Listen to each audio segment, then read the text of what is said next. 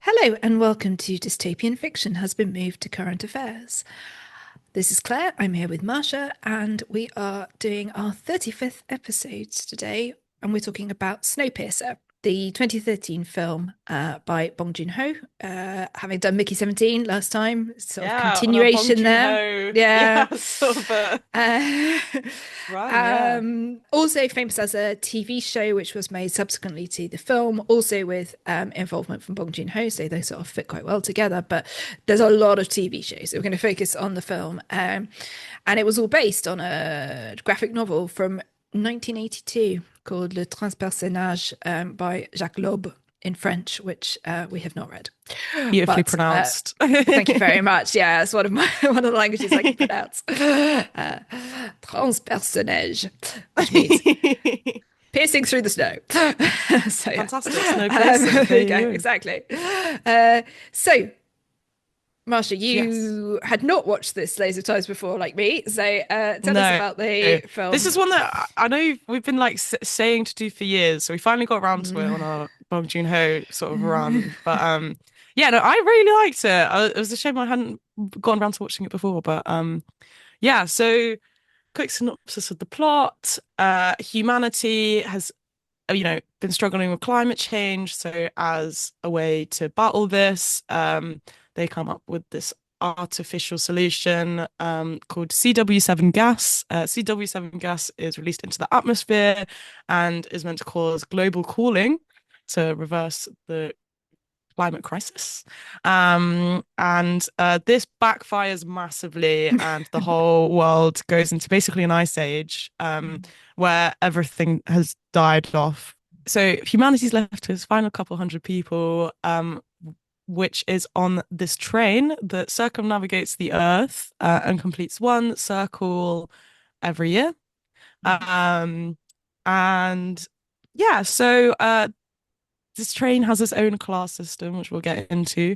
So there's the front half of the train and the tail end of the train, and obviously sort of split economically where all the rich Mm, people are at the front, all the poor people at the back, in a sort of very like slums sort of environment, mm, overcrowded, and they decide to stage a revolution and make their way all the way to the front of the train, sort of spanning the whole length, to try and retake some control and get a better life for themselves.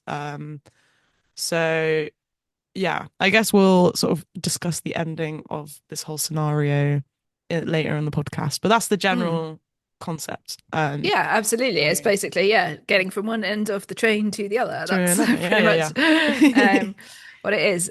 We won't spend like loads of times on the premise because that's not really what the story is about. But mm, the background premise, the climate crisis thing. But it's probably worth just a little bit of sort of thinking about because it does feel like a sort of extreme metaphor to correlate with ideas about I don't know, relying on technological progress in carbon storage or in rather than changing our habits.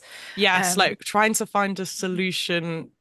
Yeah, I guess it's like continuing just as we are with mm, the carbon release and mm, all that, and treatment of the environment, and then finding mm, like an artificial way to stop it rather than mhm. just changing habits.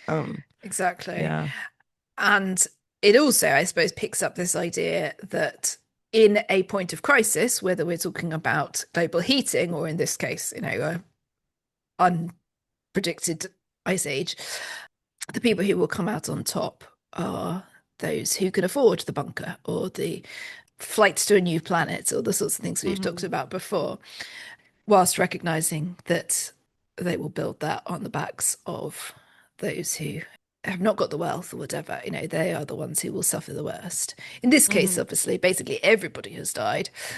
In the TV show, there's a little bit more balance just because the train, I think, is bigger. It has first class, second class, third class, and the tail. So there's a bit more of a sense of kind of like you've got to have this many workers to operate this part of the This train and train, so on. yeah, So there's yeah. there's a little bit more of a sense of kind of like every part of society, but the principle remains the same. The guy who has built the train and invented a perpetual motion engine, I think, which is Yes. like the the The like never dream, ending, yeah, yeah, the never ending self-sufficient train that runs yeah, forever. Yeah, that is the dream, yeah, wouldn't it? Wouldn't that be yeah, lovely? exactly. Um, his name is Wilford, and one of the things that obviously we're sort of always questioning is, well, how did this guy anticipate what would happen with CW7? Almost like he kind of like knew that there was the potential for needing this kind of life raft in building it. Obviously, we're kind of told that he has this interest in kind of luxury trains and so on, but ultimately he managed to create a luxury train that could survive in these circumstances. So it's like, Yeah. Are we thinking this is a bit of a Fallout scenario, sort of yeah, like, yeah. you know, create your underground bunkers for the Mm. apocalypse, but fabricate the apocalypse so everyone has to go in the Yeah. underground bunkers? Is this what Yeah, we're I mean thinking? there's I mean it's a tricky one, isn't it? Because on the one hand, it's not quite as sort of like complete as say something like Mm. Fallout, or I wrote a book review on what do they call Wool, Shift and Dust, which are the novels that Silo on Apple TV, which I've not seen yet, is based, but same kind of premise, like basically create your apocalypse so you can control the world. Now, Wilford, I think, is seems to be a bit more kind of like, yeah, he's a bit of a sort of megalomaniacal sort of leader in in the show, even more so this idea that he wants to kind of control what the sort of end of the world looks like. But it does come back to this sort of thing, isn't it? Well, if people with minds that can create a perpetual engine had put themselves to the task of creating a sustainable world, would we have needed CW7 or bunkers or whatever? If I guess the investment that has obviously gone into this train were being put into changing, I guess, the face of renewables, things like that, changing the way that we Mm. do things. One of the things that this made me think about was like the role of capitalism and the climate Hmm. crisis, and whether we can really see climate solutions whilst we still have a capitalist system. Because Wilford feels like he's very much kind of the embodiment of the worst of capitalism in terms of who he creates for, how he views himself, the place of the rich and the pursuit of profit. Yes. Like in the my sort of loose understanding of sort of like political systems, I guess the whole point of capitalism is like infinite growth. And if we're Mm-hmm. kind of running ourselves into the ground through climate change, I could see that finding a climate solution in the way that they Mm-hmm. do in the Snowpiercer could be something that seems quite plausible. Mm-hmm. Again, like trying to combat rather than again, yeah, and rather than changing habits, just trying to find a solution that meets you in the middle where you can Mm-hmm. continue doing what you're doing without, Mm-hmm. you know, without the consequences. But yeah, I think Wilfred as I guess his like role as like a wealthy industrialist. Mm-hmm. Yeah, it's like if capitalism survive, if the capitalists get the train, Yeah. do the communists get a boat or something? I don't know. Like I mean, where are the it's rest of them? obviously, yeah, it's obviously a tricky one because the idea of capitalism doesn't, well, I was going to say it doesn't It's survive the like, apocalypse, but yeah, why does actually, it persevere? It does. generally, in like, I was reading something about this the other day that, I mean, there's this famous idea, that it's easier to imagine the end of the world than it is to imagine the end of capitalism, that Capitalism. Mm. Fisher quotes and attributes to a couple of people, Zizek, I think, and somebody else. Mm. But, and we don't have many post apocalyptic ideas that completely sort of like move away from the idea of capitalism, certainly on a grand scale. But this is one that is sort of difficult because there is no, I was going to say there's no creation or like profit making within the concept of the train, but I suppose there Yeah. is really, isn't there? Also, Because I'm confused what people like, especially the people in the tail end, doesn't feel mm, it doesn't seem like they're being put to work or anything. It's just, no. So one of the things that is very clear because it's played out in the show and is only kind of alluded to in the Mhm. film is how the tail end people got in the tail, which is Yes. essentially then like people know the train is leaving this life raft train, and Obviously, there are the people with the tickets. Either they've paid for, their first class ticket to live a life of luxury until the end of days, or presumably they've got a ticket and a job, because obviously there are people who sort of like necessary to run the train, of which we Running the see train, yeah. some, the jackboots, for example, the like military people and the teacher Hmm. and so on.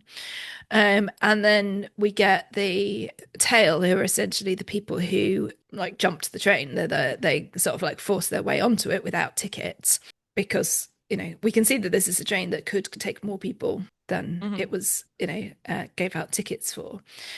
But yeah, as you say, they're not necessarily being put to work, although we do see them being extracted from the tail when certain positions are needed to be Yes. filled, whether it's as a violinist or as the guy who makes the protein blocks. Protein block guy, yeah. Yeah, so Yeah. All the um, sort of child laborers in the yes, yeah, engine. very much, Um, exactly, yeah. So they're used as a sort of expendable supply of people, is essentially, it seems to be their job. yes. I Um, mean, what's interesting to me as well is like they're on this really high tech, self-sufficient train, but like throughout the movie, we sort of see a breakdown of this like veil of like automation, and that we discover that a lot of the functions of the train are being done manually by people, and this is like mm, where the sort of the two of the children from the tail end are like kidnapped basically, and we're trying to mm, work out part of the plot of the film is like working out where they are. mm. Um, and we discover right at the end that they've been selected specifically for their size in order to be able to continue running the engine, which doesn't seem as like self-sufficient as we initially No, thought, I you mean it know. sort of reminds us of the cost of industrialization, doesn't it? Because Hmm. it takes us back to the Industrial Revolution and the fact that it was children who were put into the parts of the weaving factories and things like that that adults couldn't fit, and they were Hmm. grotesquely Yeah. injured and so on. I guess also for me, it like reflected the sort of this promise that the train is going to continue forever. We sort of see this in the classroom Mm, section, mm, which we'll again get into in a mm. in a moment. But in this hymn and this sort of sing song that they're saying, they say, "If the engine stops, we will die, and will the engine stop? We all freeze and Never." die. That's the Yeah, we'll all freeze and die, and they're singing this very cheerily. It's actually yeah. quite jarring, but yeah, so yeah, and it's this kind of promise that the engine's going to keep going forever, but in fact it's like relying on the work of like a couple children in the engine Yeah. to keep it going, that's like Yeah. meant to, and yeah, you're saying, oh, these parts we can't find anymore, so we need like people Mm, to go in there and fix it up and keep mm. it going, and it's like, okay, well actually this isn't going to run forever. You know, just need to. And he was like, oh, but thankfully the tail end seems to have a constant supply of like child Yeah. laborers, or so they, the only good at the Exactly. thing Yeah. it's worth for. Yeah, it Oh, does make us question, well, if the tailies hadn't been allowed in, whose children were they going to be using yeah, for this, literally. but I guess there's obviously something about the idea of the glorious kind of like veneer, I suppose, of successful industry, the idea that Hmm. it's all about the people at the top and the CEOs and the people who whose names are sort of synonymous with the brand, versus the people who actually on which industry is built, the workers. Hmm. It's sort of the extreme version of that, Wolford at the top and these children at the bottom, in the same way that you will have the owners who within a capitalist system provide the means, I suppose, the land, the buildings, Hmm. the machinery and so on, Yeah, and the then they investment in that. take all of the value. Exactly, but none of that can function without workers to on Prop whose it up backs with, it's yeah. built. So it sort Yes, of yeah. works like that. Maybe just think that we could perhaps do a short thought experiment of, okay, so let's imagine the world, is freezing over due to CW7, and you happen to have a train. Mhm. So how do we decide who goes onto that train? Well, I mean, I guess in the case of Snowpiercer, whoever can Mm. afford the ticket Okay, is number one. which made me think, just to play devil's advocate, that train would not have been built without investment, and that investment will only come from the wealthy. So do they have a Mm. right, therefore, to their tickets? Well, obviously they would argue yes. Yeah. But I mean, obviously, like in the first place, they could only invest because they had the capital to do so. Yes. Is Yeah. that necessarily fair? No. I don't know. What would you say in that There's argument? a there's a book that so the book is called The Ferryman, and if you haven't read it and you don't want any spoilers, just skip over the next Yeah. 15 seconds. But it has part of its premise is the idea of being on a kind of life raft spaceship, and it's been paid for by investment from all of these very wealthy people who want to go into their like cryogenic pods to get flown out to their new planet and so on. But with the argument that the spacecraft and their ticket cost will also have to pay for all of the people that you need to build your colony at the other end. So it's, all the rich people are not particularly useful, but they provide the capital, and that allows the actual people who you would need in order to set up the infrastructure on a new planet.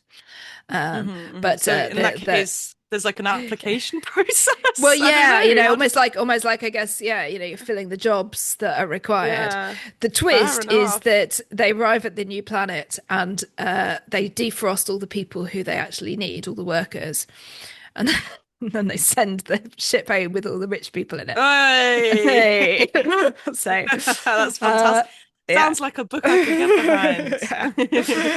Yeah, I mean, it's just it's sort of explored a bit more in the TV show because again, they have like more time to do it. But this idea of like who do you need? Well, you need this many people in this job, this many people in this job. Then you need, this many people to be paying the full price of the tickets and so on. And then like, is there going to be space for, the engineer says she wants climate scientists to be given places, and the owner is like, no, you're like basically kind of like that's looking forward to a future that isn't going to happen, so we won't take the climate scientists, and in fact I think they'll get gunned down on the platform.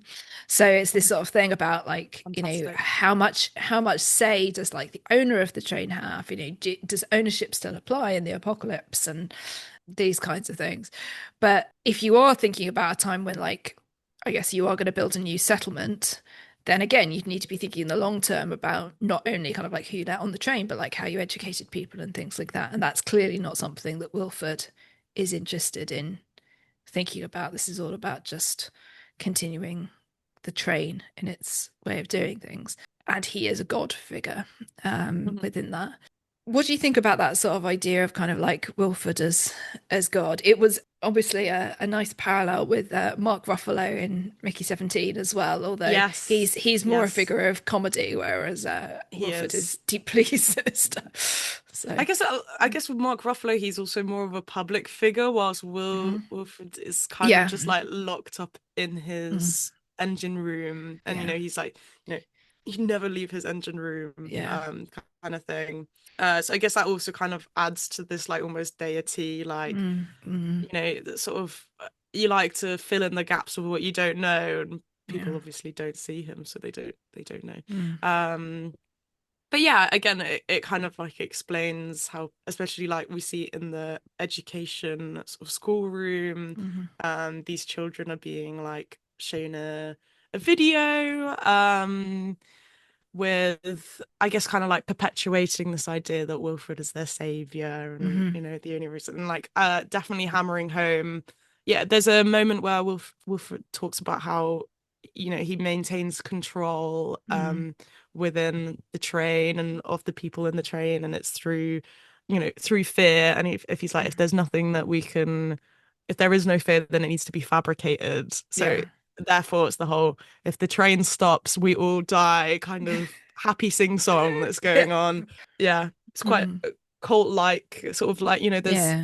if you leave us there's no way, there's no other way, so you have Mm. to, Yeah, so they're taught about like the past revolutions that have occurred mm, on the train and things like that, but obviously they don't learn about the lessons of the history that got them onto the train, as far as we can tell. I think the train has become the yes, yeah, world yeah, essentially, and because it's been 17 years or whatever, you've got people coming to adulthood who have were born on the train, and born on the so train, yeah, don't know there's now any other yeah. way.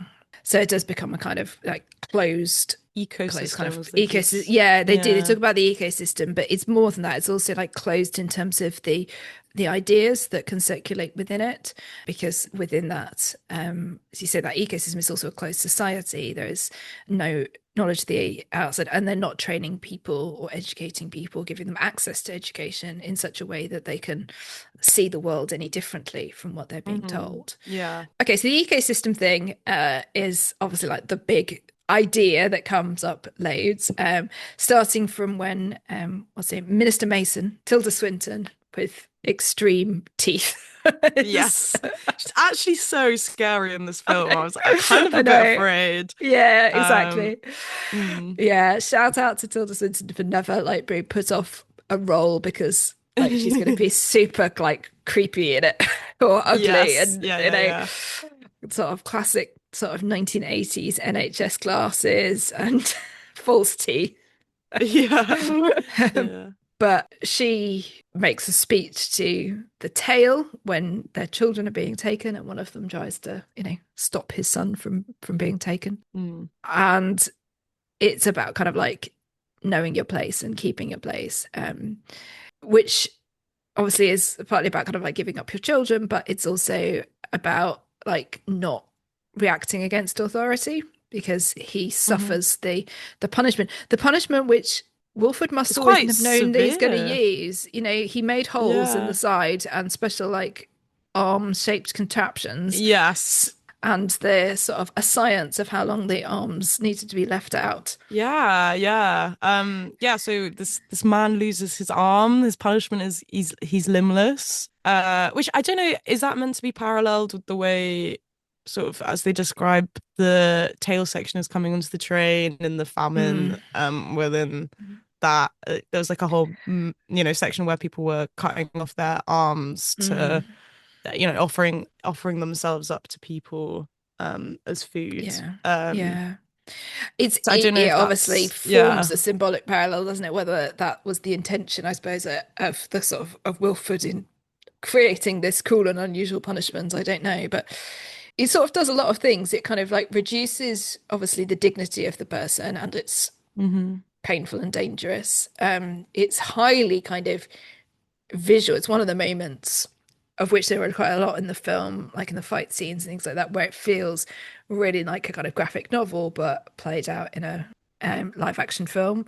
So Hmm. his arm gets frozen, and then like this enormous mallet gets used to sort of smash it to Oh, frozen smithereens. oh, So it's like degrading. It's definitely giving a sense of kind of the public kind of. like example. Exactly, yeah, of what Yeah. happens if you rise up against authority.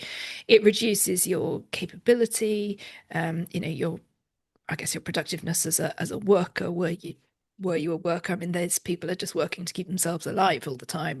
Try and make the tail habitable, but it reduces your ability to do that, and of course, it reduces your ability to rise up again. Less effective to fight with one arm and so on. But it also was it 7 minutes, I think, to freeze off an arm, which gives Tilda Swinton 7 minutes to make her speech, A speech, yeah. which is accompanied by visual aids of a shoe, which she puts on the guy's head while his arm is being frozen off to say that I copied the whole speech here. Passengers, this is not a shoe. This is disorder. This is size 10 chaos. See this? This is death. In this locomotive we call home, there is one thing that between our warm hearts and the bitter cold. Clothing? Shields? No. Order. Order is the barrier that holds back the frozen death. We must, all of us, on this train of life, remain in our allotted station. We must, each of us, occupy our preordained particular position. Would you wear a shoe on your head? Of course you wouldn't wear a shoe on your head. A shoe doesn't belong on your head. A shoe belongs on your foot. A hat belongs on your head. I am a hat. You are a shoe. I belong on the head. You belong on the foot. Yes, so it is. In the beginning, Order was prescribed by your ticket. First class, economy, and freeloaders like you. Eternal order is prescribed by the sacred engine. All things flow from the sacred engine. All things in their place. All passengers in their section. All water flowing, all heat rising pays homage to the sacred engine. In its own particular, preordained position. So it is.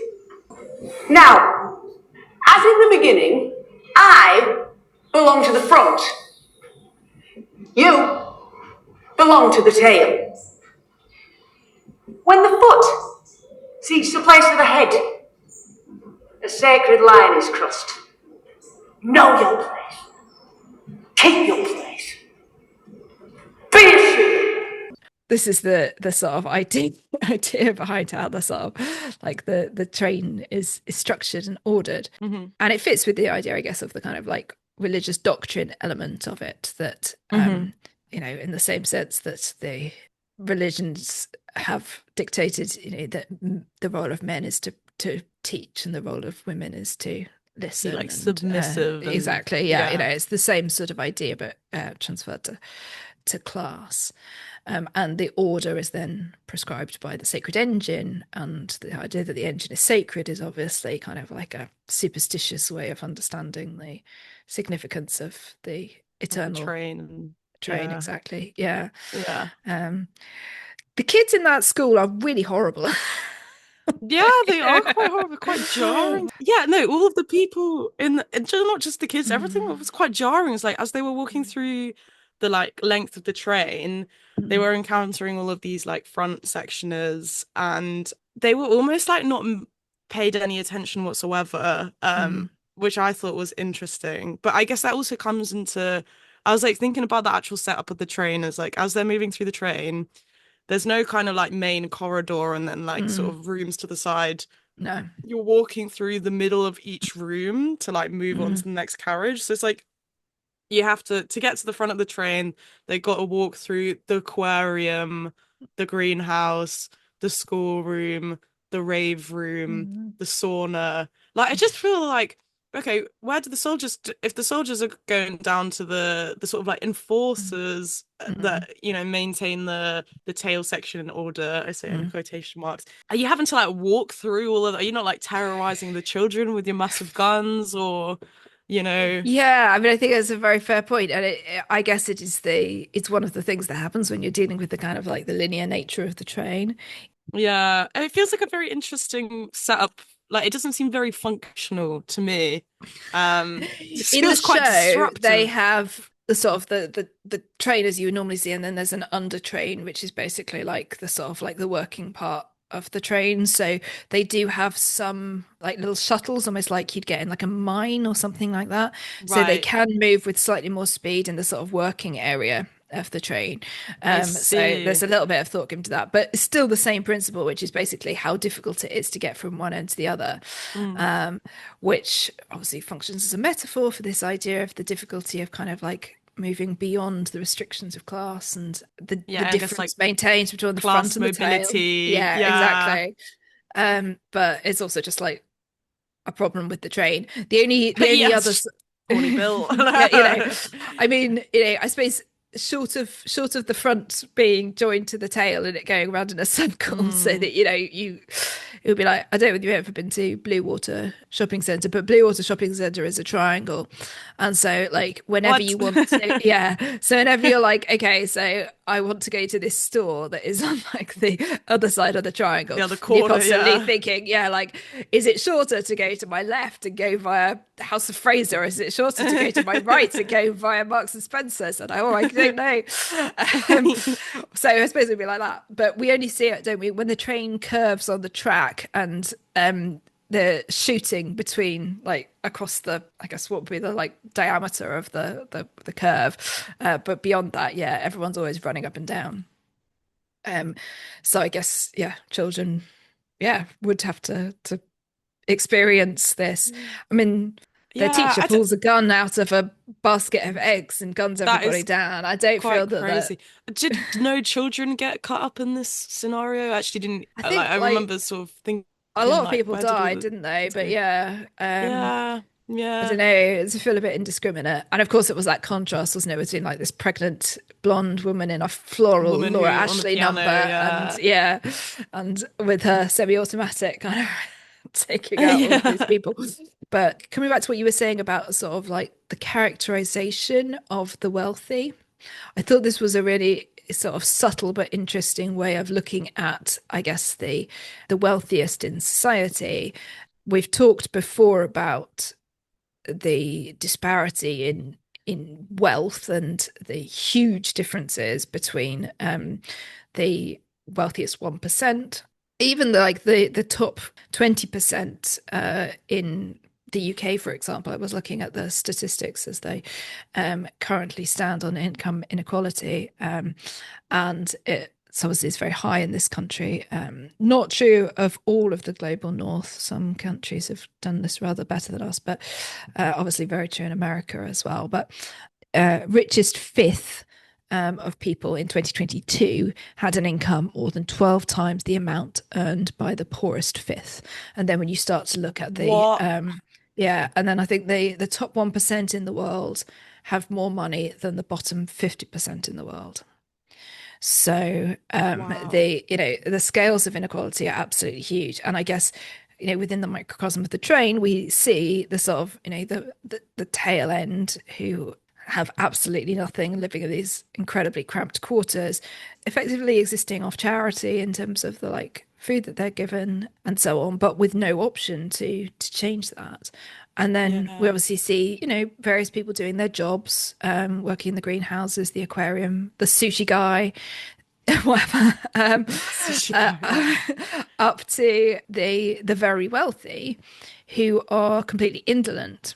They don't, Mm. they're not contributing to the society of the drain as we see them in the film. They live this life of luxury, as you Yes, say, in the yeah. sauna, in the like the The rave rave car, room. in the sort of bar area, Yes, things like yeah, yeah, that. yeah. They've not productive members of Yeah, society. they're So not I think that, contributing. yeah, Yeah. I think that there's something to be said there about, the idea that, okay, so the poorest don't contribute. Well, they're not able to because they're not given the opportunity to.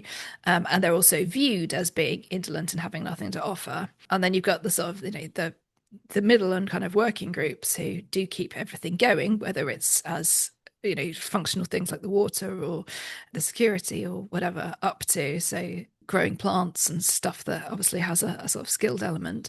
And then you say the very wealthy, the sort of first class ticket holders, who are merely consumers of what the train has to offer. And there's I think, yeah, a sort of point being made there about the fact that, firstly, they are greater consumers than any other part of the train. And secondly, they're not creating and giving back to that train beyond, I guess, their initial economic investment in it. And yet, although they are at least as, if not more, unproductive as the tail, the two groups are viewed completely differently.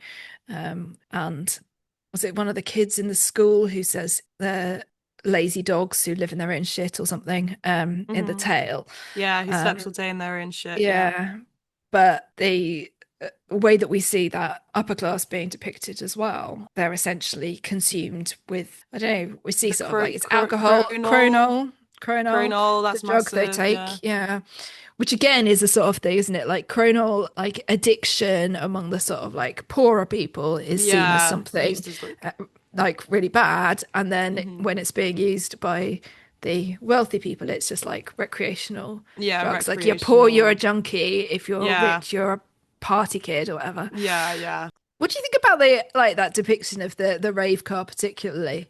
I thought it was quite like the aesthetic of it. Um, yeah, it was interesting. It was quite like, I don't know, did it kind of give you weird, like, not weird, but like queer kind of vibes in some ways? It Yeah. does, exactly. Yeah, Yeah, yeah. I was like, oh, is this where all the young people, the young teens and 20 somethings of the the train, hang out. But it's also like, why have that over like we didn't see a canteen, we didn't see any like living quarters for the rich, really. No, I guess again, this is an opportunity that is built on by the show, which understandably can take more time to Fills in like, some of yeah, those so like gaps, look at the yeah. different kind of like the different types of sleeping quarters and like first class, second class, and so on. What's Hmm. interesting, I thought there, because as you said, there is a kind of like queerness to the rave culture. I guess it's supposed to be part of kind of removing it from traditional ordered working society rather than saying like queer in a sort of like gendered or aesthetic way. It's more like sort of saying, you know, Yes. it sort of reflects that madness that Wilford talks about, that like, you know, that's got to Yeah, be yeah, yeah. They're maintained. like just borrowing the Yeah, aesthetics yeah. of, But yeah, keep it maintaining the madness, yeah, maintaining like almost keeping people like yeah, complacent exactly. via Yeah, the like drug yeah. abuse and things like that. And yeah, it's, I mean, you could definitely. I thought what was really funny was right at the end where Namgoon Oh yeah, Minsu yeah. and his daughter, he was like fighting off like 100 people on a bridge, like just on He his own. was, yeah, So, yeah, and absolutely. junkie versus junkie kind of Yeah, thing going it on here. was, But yeah.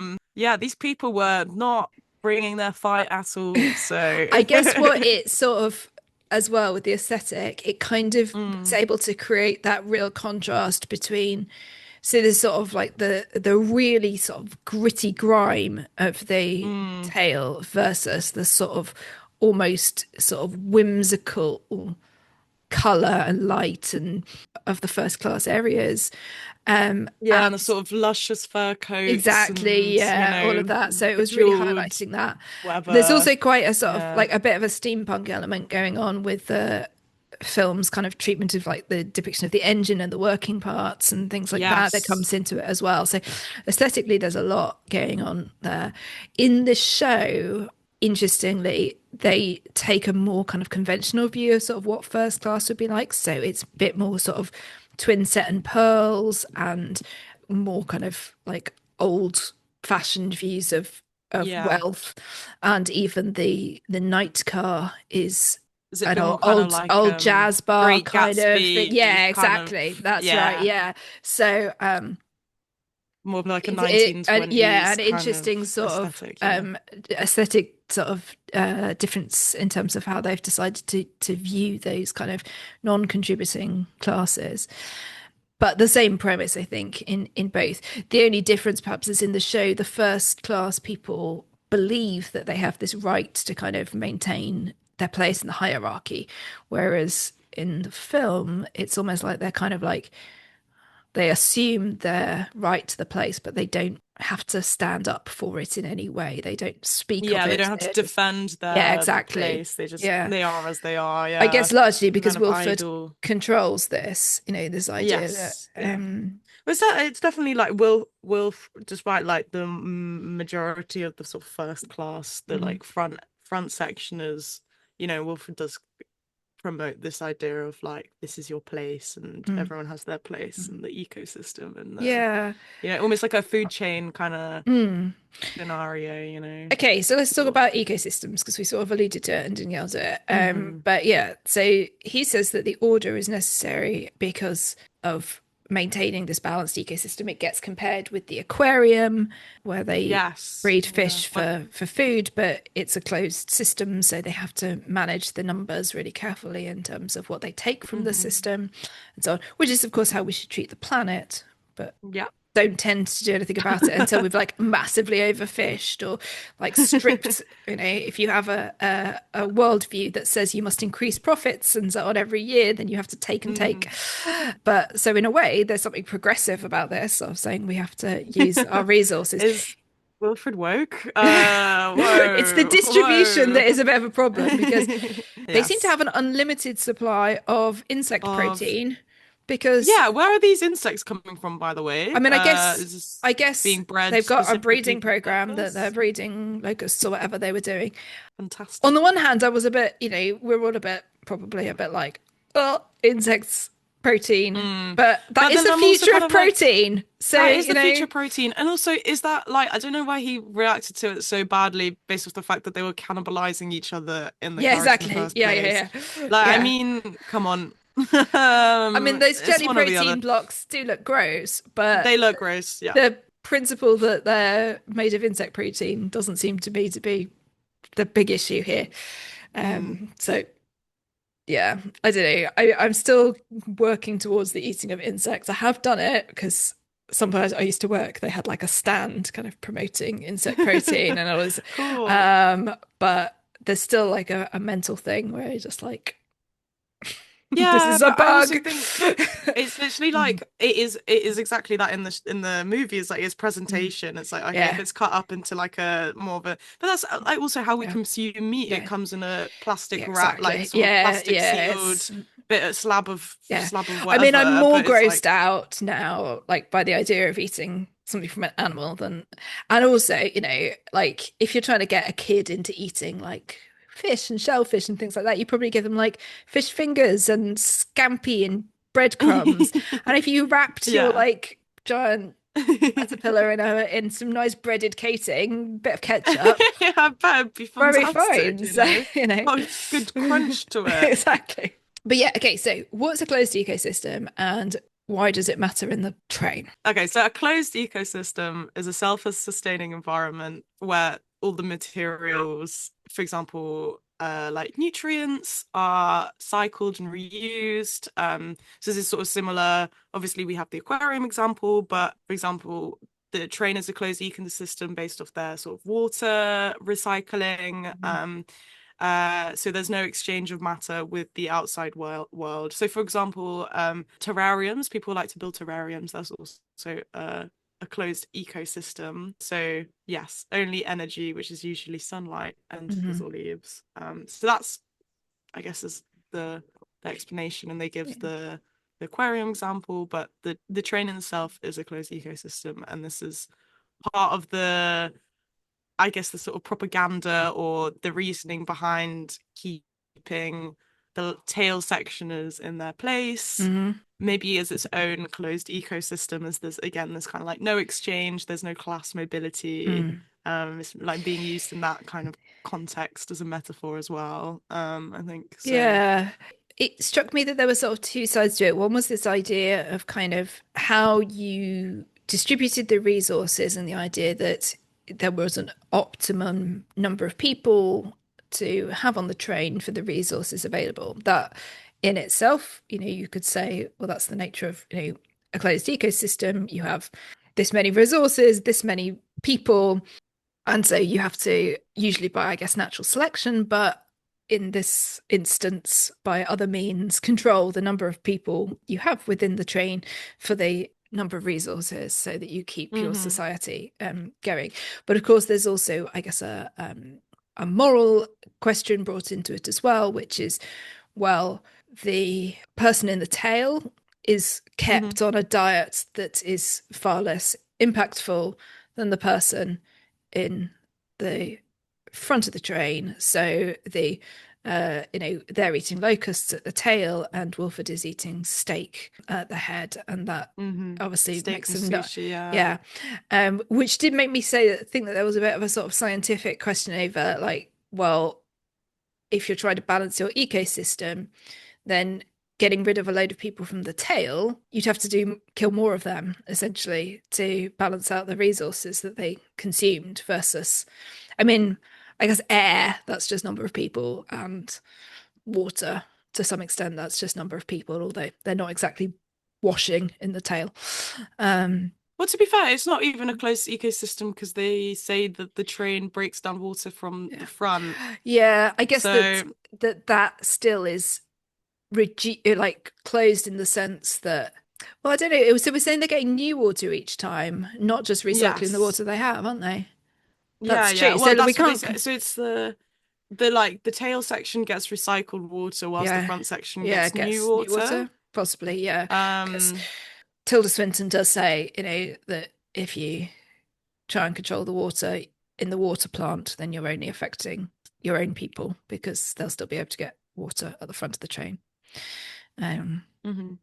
Yeah, no, that's a fair point. And also, obviously, like in terms of air, they're filtering air in from the outside as well, presumably. So So, there's the is this which I think can be applied to mm, Snowpiercer of well, it sounds more like it can be applied to Snowpiercer in the TV show context, but there's, I guess, the sort of four main categories of components in a closed ecosystem are producers, which are like, I guess, in it classically algae or plants that make oxygen and food, consumers like animals and bacteria that breathe oxygen and then produce waste, and then decomposers that break down this waste and release nutrients, and then obviously the water and air that gets recycled. So, and I guess that can be sort of reapplied to the class system. Yep. Where obviously the sort of third class tail enders, are the producers. Then there's the sort of idle consumers. And I don't know where the decomposers come in, but there's that kind of interesting also comparison within the concept of this closed ecosystem. So I think that there's something here, isn't there, about this sort of idea that we can treat this as a microcosm of any ecosystem or indeed society. We can also see it as a sort of quite twisted idea of meritocracy, because assumed merit seems to be applied to the people of first class that doesn't apply to but the merit is everybody based else. off the investment that they made in the beginning, presumably. Yeah, exactly. But because it's their children, of course, that are being educated. So in a way, they're perpetuating that idea that they're more worthwhile than others. I mean, all of this sort of represents the idea of what happens with, like, historically, with ideas around kind of population control. So overpopulation is obviously a crisis in the world. We have more people than we can sustain, in theory, at any rate, because actually we already produce enough food in the world to eliminate world hunger, for example. So that would suggest that we're not overpopulated. We have a problem with what Michaela Loach calls resource apartheid, the idea that there are those who have and those who have not, but it's artificial in the sense that the global south suffers, the global north has ample.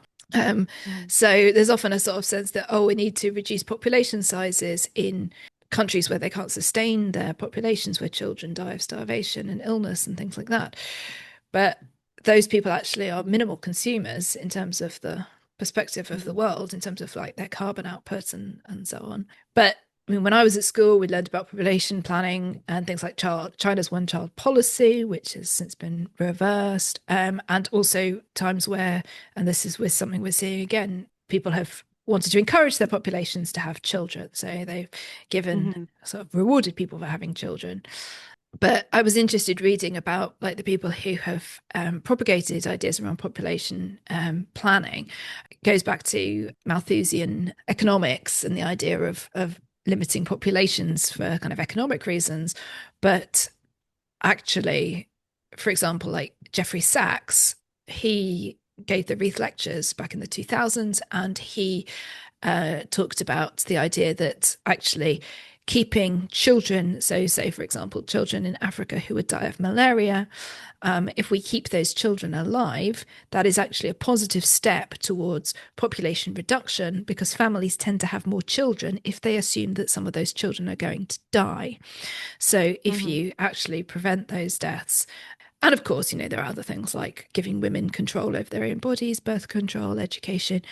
It's not clear whether they are controlling who can or cannot have children in the train, but that's something that often happens in kind of like these like silos, for example, in the Dust series. There's like a lottery for who can have children. But what tends to happen is the moment you start saying who can have children, this is where you get into eugenics and the idea of either forced sterilization, as we saw in the Black community in America under slavery, and also after slavery, the idea that you could stop a certain part of the population from reproducing. We saw it in Years and Years, I think, where didn't she say, when they're talking about like the idea of like who could have children, just like the sort of like who could vote.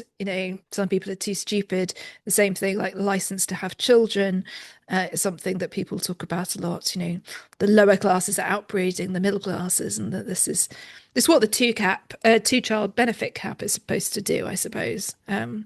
Stop Yeah, people yeah. from having more children, instead of what it does is just plunges the third, fourth, fifth child into poverty. Within the train, we don't really know whether they're having children other than in the tail, but we do know that, Mhm. well, they must be, wasn't they? Because all those kids in the school are obviously been With tail school, babies. yeah, Yeah. yes. Sorry, train babies. Yeah.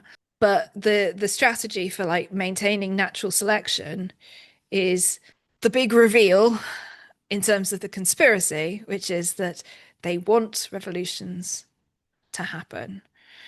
To happen, War yes. functions as a type of natural selection. Not natural Hmm. selection, I have to say. If one group Well, has yes, guns and the other group artificial does not have selection. guns, I Yeah, mean, it's you like, know, I don't know. that's Might be a about bit unfair. resources. This is like sort of saying Yeah, that yeah. it was natural selection when colonizers moved into Africa from Europe or whatever, and what Yeah. happened? Oh, amazing! The Or, one's more indigenous people. developed, one's less developed. Exactly. Yeah, Yeah. as So in quotation marks. yeah, Yeah. yeah. So they've had various revolts, and it turns out that the mysterious messages that they've been receiving from somebody they thought was helping them up train are in fact, da da da, from Wilford himself. He was What? inciting a revolt because they needed to reduce the total Population. population of the train, which is a real shock, I guess, to Curtis, especially when he finds out that his mentor, Gilliam, John Hurt, with Mhm. lots of missing limbs and amazing prosthetics made out of like walking sticks and things, he is in on it. So, Yes. yeah. So, okay, how viable did you find this idea that like the That Gilliam was conspiracy? in on it. Yeah, and that rulers want I, d- revolutions. it felt, yeah, I don't know. I don't know. I see Wilford's side of like rulers wanting and it being another sort of mass control Mm, ploy. That's like I see that completely like I see that, but Gilliam being in on the whole thing, I think I found a bit of a like that's like a level of manipulation that mm, yeah, I don't know. Yeah, I don't know. And I'm sure Curtis, like having gone through the whole terrain and lost all of his men with him, he had a whole mm, team of people at the beginning, and by the end it was just mm. him. Yeah. Um, yeah, I don't know. I'm not sure. How, what I did you think? so I can see that you might have a situation where Gilliam, in trying to protect the tail, would make concessions that basically said, okay, so we will continue to receive food and water and so on from the train, and in Mhm, return for that we will essentially make sacrifices in terms of our numbers so that we never have to return to the idea of cannibalism and like I guess the spread of disease and things like that you would have had in the tail. So sort of sacrifice in return for protection. but ultimately, either way, it felt like people were losing their lives, whether they Yeah. were Yeah, yeah, being absolutely. Yeah. So is cannibalized it any or better? so Yeah, ultimately exactly. it's like you could be cannibalizing out of choice or you could be Mm. eating protein blocks Yeah. and being manipulated Yeah. behind the scenes. Either way, people are dying. The So or it's the wrong choice. Like to 72% or yeah, whatever. exactly. Yeah. I guess it sort of functions as a metaphor for the way in which people contribute to their own subjugation. Yeah. And if we're talking selection, natural Mm. selection, is cannibalism not its own natural selection? I actually just didn't Yeah, I mean, I I don't know. suppose It all they seems a bit did far-fetched, I think. originally not feed the tail, presumably so that the numbers would whittle themselves down by a form of natural selection. Essentially, those who could But live instead, the it's like, longest. yeah, yeah, those who could live the longest. I don't know. But instead, it's like you're just gunning people down. Yeah.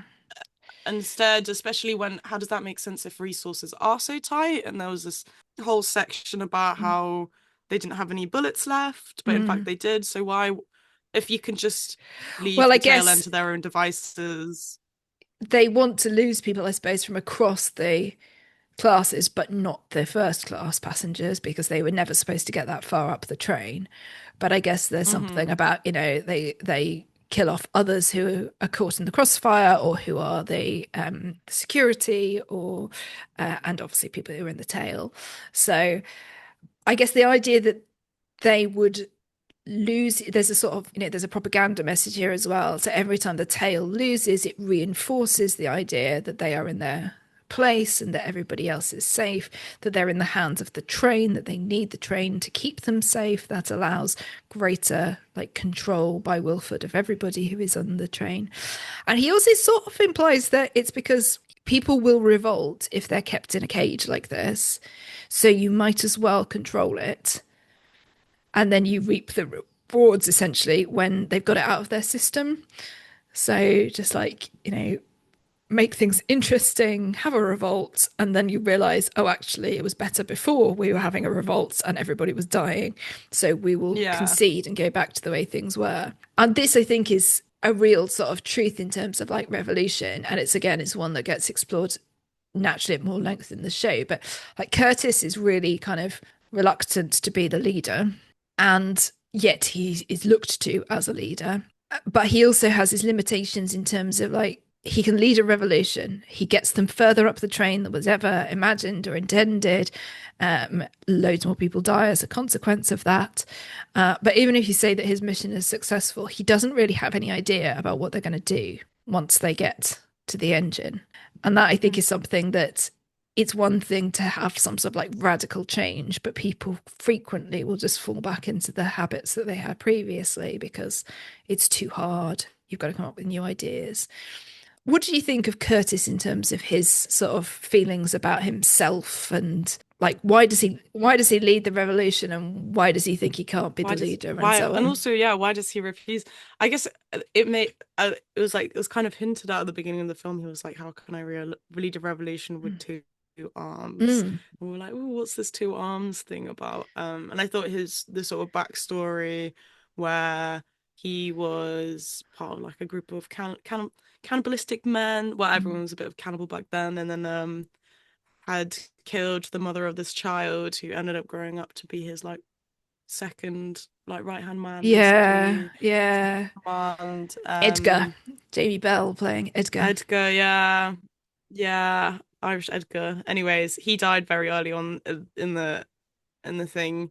And then I mean, what did you think about the scenario where he had to make the decision between saving Edgar or continuing the revolution? Like, what did you think? Well, What do you think about Curtis's like, I guess, moral values as a character? Because he seems a bit all over the place, He does, yeah, absolutely. And I suppose that is a good reminder of this sort of sense that he feels that he has to be perfect and that he can't move on from things in his own past. And I do worry about this sometimes, especially with the impact of stuff like social media, where like people's lives from when they were young people, exactly, from so you have a politician, for example, is like in their 40s. Well, they were active on their social media when they were 16 or whatever. That stuff can probably still be dug up, but nobody in their 40s is who they were when they were 16. Can they really be held accountable, 16, for that? And Curtis is really kind of hung up on this. He obviously did terrible things, as did many of them. He feels that he didn't make the sacrifices that he should have done, but he is serving what they need in this moment. Although, as I said, I think he's angry against a system. I'm not sure he necessarily knows what he's going to do when he gets to the front of the train, which gives Wilford another opportunity to manipulate him, essentially. Gilliam has obviously taken this position in his mind of something that's unachievable, like to be like Gilliam, because Gilliam was the first one to say, no, don't kill this baby, here, have my arm instead. Yeah. Gilliam definitely seems like a bit of a martyr character in Curtis's head until there's this big reveal about who he really was. Yeah. And I mean, with the Edgar thing, I think that, he sort of didn't make a decision, really. Edgar had an opportunity to try and escape. He tried, he got killed. Curtis didn't either try and save him or sort of deliberately kind of reject him. He's busy hesitating, but the costliness of the revolution is like particularly huge in the film, isn't it? I mean, just like Yeah. everybody died. I mean, the violent scenes on the one hand are very kind of, Did they said they spare eight when they were like sort of yeah, gunning down the rest of the people? They spare 18 yeah. people out of So what? yeah, That was what, I know. 74%. Yeah, That's yeah, like not exactly. going to do So the maths right now, no, but no. 16% something. Yeah. And so I suppose you end up with this kind of like who was this revolution for? If the train hadn't derailed and so on, what would have happened? Those, I suppose, are the things that they can play with in the show. But I'm also confused about how like train travel as a concept requires like a lot. Even if you have an internal engine, who's maintaining the tracks? It's built to, I guess we sort of see in the film that it's built to gun through massive yeah, ice yeah, blockades, but the tracks are being used once a year. yeah, Uh, exactly. It's so not I just don't. it's not eternal in that sense because It's the not engine eternal. can go on Yeah, I forever. mean, I But don't know. uh, but yeah, no, I think Yeah, that the engine yeah, can go on this forever. is this Yeah. is another thing that obviously they can look at in the show. This idea of like, at what point do they have to, like, is Leave it the is it train yeah, is it to. better to leave, safer to leave the train than it is to, how many years could you keep it going? Some bits of track will be better than others. So, Mm. can you kind of like reconfigure your normal navigation and so on? There isn't space to sort of look at that in the show, but it's in the film. So, but I mean, ultimately, obviously, what Wilford does is he offers Curtis to become his successor. And I think you have something interesting to say about this particular thing where he names a successor to take over. Okay, so in my research, there was a very interesting there was a little interesting theory that was floating around the internet. And so this is a very much hear me out moment. So listeners stay with me. But some people claim, and I've written in brackets, this is the Rhino Stew video on YouTube, which I'm sure we'll like link somewhere. Link it in the show notes. Yeah. When we upload it. Yeah, in the show notes. But yeah, so some people on the internet are claiming that Snowpiercer is the sequel to one of our favorite films, Charlie and the Chocolate Mm. Factory. The very Roald Dahl book and made into a number of movies. So yeah, what's argued is that both plots sort of follow a group exploring making their way through like a large structure like factory versus train, and at each room a part of the group is sort of lost or left behind, or I guess in the case of Snowpiercer killed. And yeah, and sort of both main characters suffer through a test where the wealthy industrialist needs to find a new successor. So people suggest that Wilford is an adult version of Charlie Bucket, and this is again made through parallels of like where Wonka is a food specialist and also is a specialist in experimental modes of transportation. And I do think this is a bit of a stretch, but I thought it'd be an interesting sort of point to bring up in the podcast. Yeah, I find this a bit of a stretch due to the flashbacks in Snowpiercer where we see Wilford as like a sort of high or like wealthy aristocrat who's obsessed with trains, whilst Charlie Bucket is obviously, it's another film about sort of like class differences, like well, not class differences, but the class structure and everything. And he's Charlie clearly lives not. off cabbage soup and all his grandparents share Yeah, one bed, exactly. One it's bed. So, it's a bit of a different upbringing. But yeah, I another point in the video was that Charlie then takes on the name Wildred Wonka, which I have actually looked up and I can't find this anywhere except from the video. So I'll do a bit of your own research, but he does change his name to Wonka, and therefore some people are saying it's the same sort of W branding all over the that's place, true. similar as the Yeah. train. But I think it's an interesting parallel. It's an interesting parallel. Maybe this is the Snowpiercer is just the Charlie and the Chocolate Factory for adults, I'd say. So if that sounds like something up your street, I definitely go check it out if you want a sort of more gory version. Yeah, But yeah, although what do you think arguably of not that? Do like you that think? much gorier. I don't know. I mean, Yeah, I don't know. What um, do you think of that? I think it's a bit of a stretch. but it's an interesting theory. I People think that if we kind of like over literalize it into the sort of like, yeah. oh, this character must grow into this character. But in terms of the parallels, I think there are interesting things insofar as like Mm, the idea of running the chocolate factory seems really mm, appealing. The idea of running the train is what Curtis is sort of aiming for. Well, he thinks it's going to be Kitty, but yeah. ultimately it's going to be him. But then along the way, they sort of learn the truths about what these places are actually like. Now, for Charlie, we don't see that kind of like full sort of epiphany moment. But for us as the readers, especially I think coming to it as adult readers, the sort of, Yes. the Sort of treatment of realize the the Oompa dark Loompas, the kind of dark way in yeah. which, the handling of the other contestants and so on. It's Yeah. very sinister, and the train sort of operates in the same kind of way. So there's something there. But then there's also the thing of kind of like, well, if you take over, will it be better under your leadership? So Mm, Curtis is left thinking, well, when Wilford offers him what he thinks he's going to have to take, he's somewhat stuck. Wilford sort of says, he basically says, it's just as bad being in the prison up at the nose end as it is being in the prison down at the tail right. end, which, there's a quote where it's like, everyone has their preordained position and everyone is in their place except you. That's what people in the best Yeah. place say to the people in the worst place. The worst place. Yes. So, Yeah. we'd take it with a pinch of salt, sure. But, Yeah. Sounds like a tough life, mate. yeah, exactly.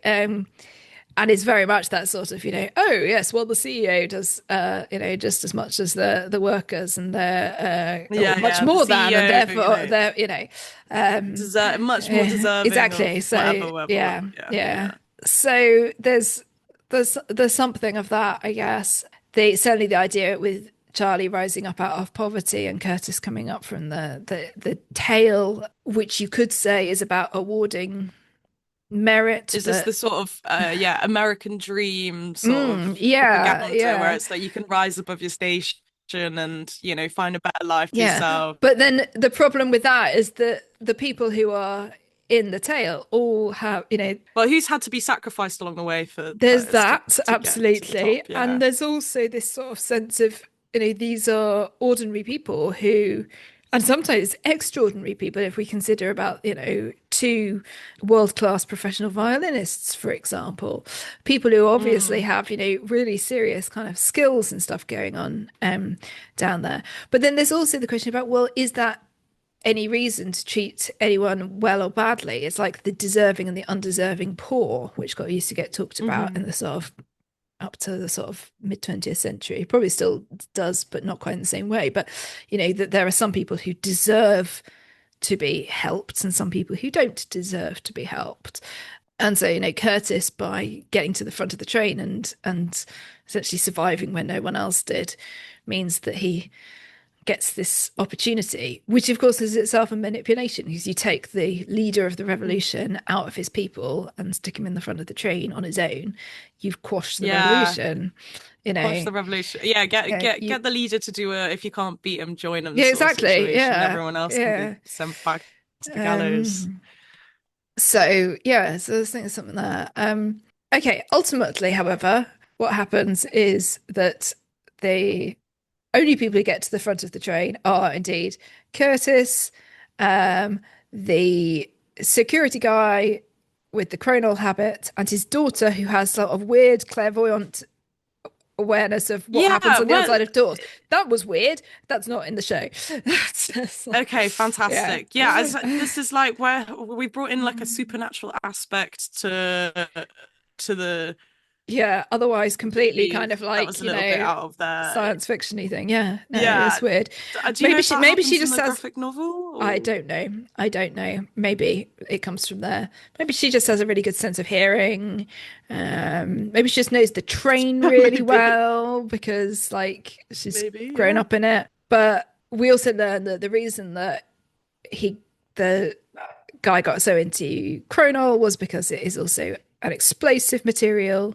And so he Mhm. wants to use it to blow the door off the train and get them all out. What do we think of the ending then? Yeah, so I guess no, as we were no discussing our happy, notes. yeah, no happy It's not a happy settlement. ending. No. I mean, I feel like which is pretty usual for us. No surprises there. But yeah. They blow up the door, sends a massive avalanche down to the train, Mm. derails. People fall, like half of it falls off this massive bridge. The like very front two carriages make it through a tunnel, and yeah, it all kind of blows up in everyone's Mm. face. And the only two survivors are the gatekeeper's daughter and one of the engine children, one of Mm. the child laborers, who is originally from the tail end, and all other adults die. And yeah, this sort of they come out of the train, and there's meant to be this. We can't really tell between me and you whether it's a hopeful scene, but Yeah. as believed, everything, all life had died on planet Earth, and we sort of pan Yeah, over a polar bear.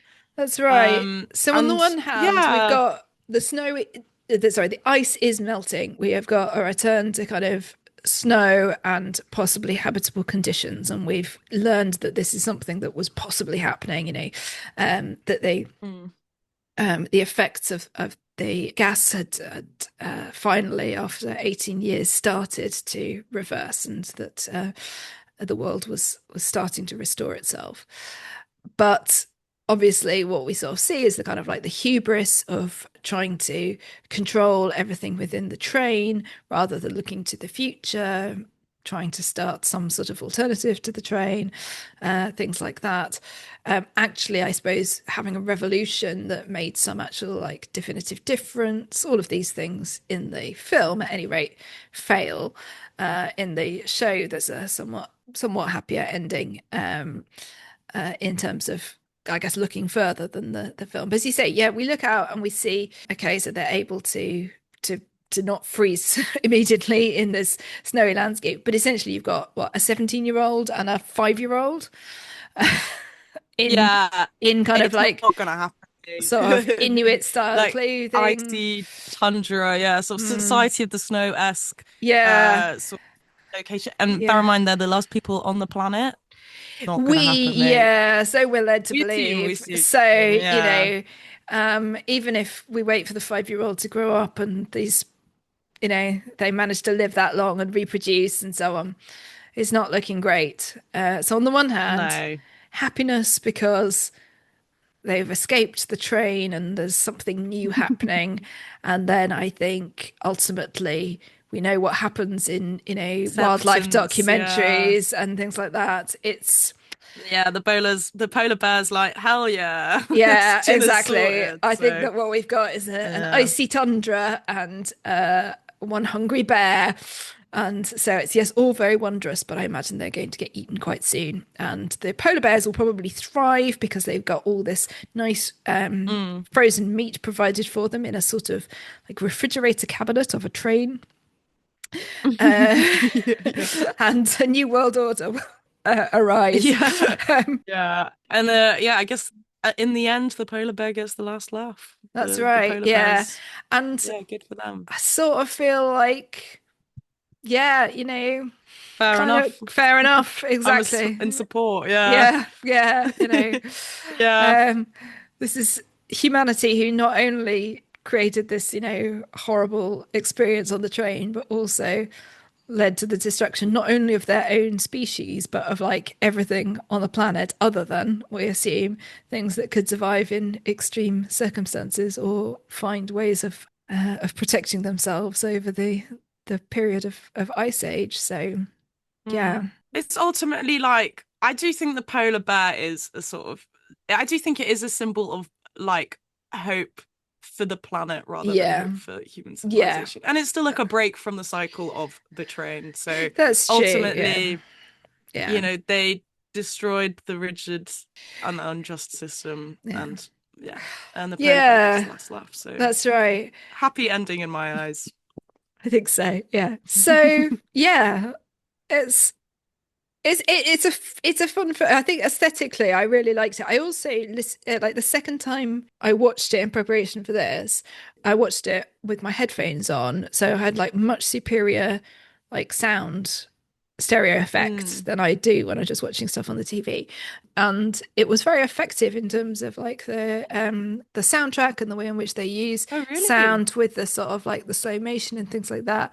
So yeah, I guess it's closer to the sort of cinema experience and that sort of thing, except for This is why go see movies in the cinema, because it does make a yeah, difference. it definitely does. Yeah.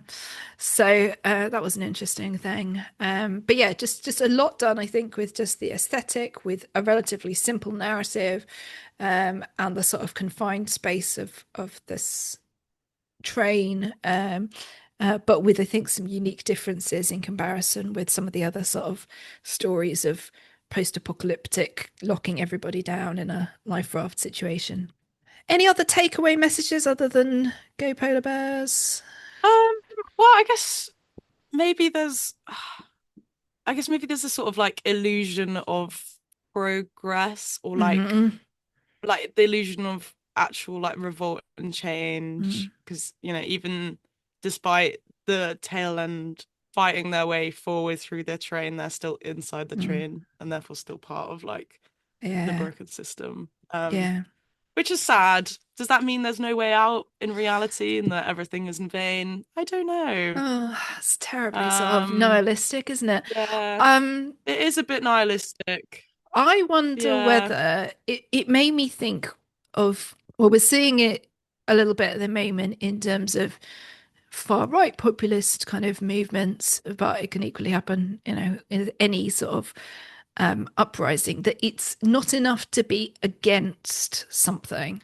So you can see, reform spouting off a load of kind of fear, sort of mongering stuff, Mm. and saying, we would do this, stop crime, stop immigrants, and so on, but there is no plan for There's how that nothing would you're be done. for. Yeah, there's nothing you're Yeah, for. There is nothing that you're you are just saying, against. that we will build something new. It's simply saying, we want to change what is.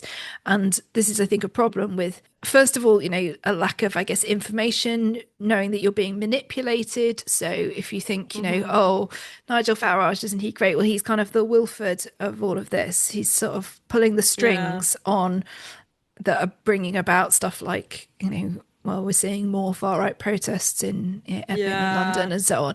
Yeah, and that Uh, like some, revolutions are like manipulated and used as Exactly. like Yeah. Yeah. strategies for, Actually I don't to know, keep power in the containing hands and of the few. yeah, Yeah. like Um, yeah, give the illusion of Precisely. change. But and I guess that's also experiencing a little bit of that with Labour, I Yeah. think. Yeah. It's like it was sort of, yeah, we're gonna do this, this, and this, and we're gonna bring an end to austerity, but it's Mm. just suffering the same shit, really.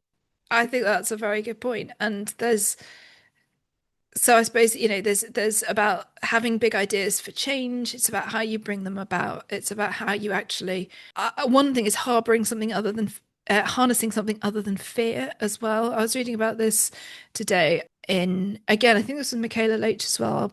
I'll put it in the show notes. But so this idea that when you want to try and initiate change, people often try and turn to fear.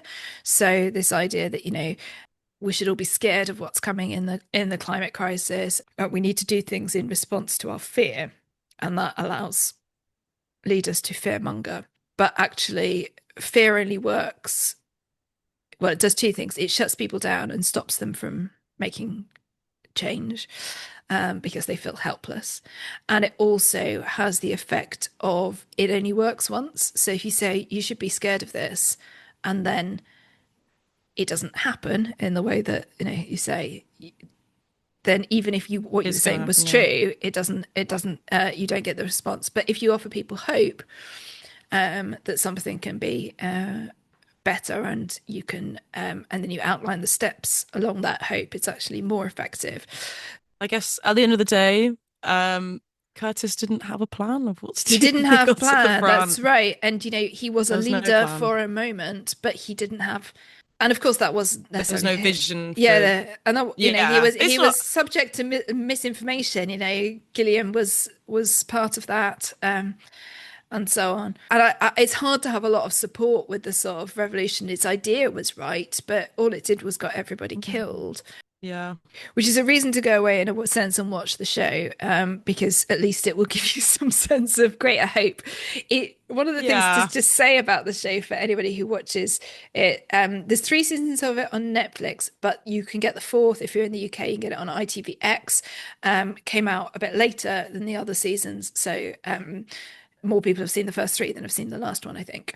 But one of the things that it does is it basically kind of goes through different forms of government in microcosm. So you get like this authoritarian government with class hierarchy, like we've been talking about, oligarchy, where the power is held by like the first class, it's in the hands of the wealthy, martial law, so when the uprising kind of like happens, then like maintaining order, and wanting to introduce democracy, but essentially like when you're still under that kind of pressure, different types of revolution, democracy, both direct democracy and the election of kind of like a council, and also at points technocracy as well, because when you're in a situation where essentially you're reliant on the expertise of like your engineers and things like that, that's really where the power lies. So there's an interesting thing there with regard to kind of the fact that we often reject technocracy, especially recently, where people have been like, oh yeah, we don't need experts, thank you, Michael Gove, but actually sort of saying, well, at times maybe we really should be putting ourselves in the hands of the experts, and ultimately if you're on a train that is everything you need to survive, you may not want to put everything in the hands of somebody like Wilford, but you do have to respect the idea that you are subject to the experts as well. Although he's also an expert with a sort of like psychotic sort of element to him. He's a bit crazy. So maybe that's not which is then what I guess it's like what makes Curtis qualified to be, other than that he's like a goodish leader. Yeah, I don't know, like, which is why, you know, he would always need somebody, I guess, with, so he's always like a puppet, is he? Or can he learn how this engine works? And then there's always this thing, isn't it? Would he ever do it if, so like, if it requires children under the age of 5? I mean, in a way, he's saved by the crash. By the crash, dies, but you know, so also it took his choice away from him. But at the same time, did he need to make the choice? Yeah, so... and he had, of course, symbolically chopped his arm off, stopping getting Timmy, is it Tommy, the child out of the thing. That was fantastic. You know? Yeah, so I was surprised that they didn't cut off Tilda Swinton's arm to be like eye for an eye, you know. Yeah, that's I true. would have done that. I mean, she was a good indicator to Wilford of how fanaticism will actually only take you so far, because she was completely up for sacrificing him in favor of herself. So you know, also a little bit of a cautionary tale there. Absolutely. Oh, well, fun film. So yes, we will be. If anybody starts suggesting that the way to stop climate crisis is to cool the world with gas, CW7, man. Yeah, someone's working towards it. Yeah, well, that's the worry, isn't it? So, but yeah, good. We haven't decided what we're doing for our next episode, so check out our social media when we do. You can find us on Instagram and on Blue Sky. You can follow our Substack. Dystopian Fiction has been moved to Current Affairs in all those places. Go to our website. Dystopian Fiction has been moved to currentaffairs.com, and we'll post about what we've got coming up. And thank you very much for listening to this episode. Thank you.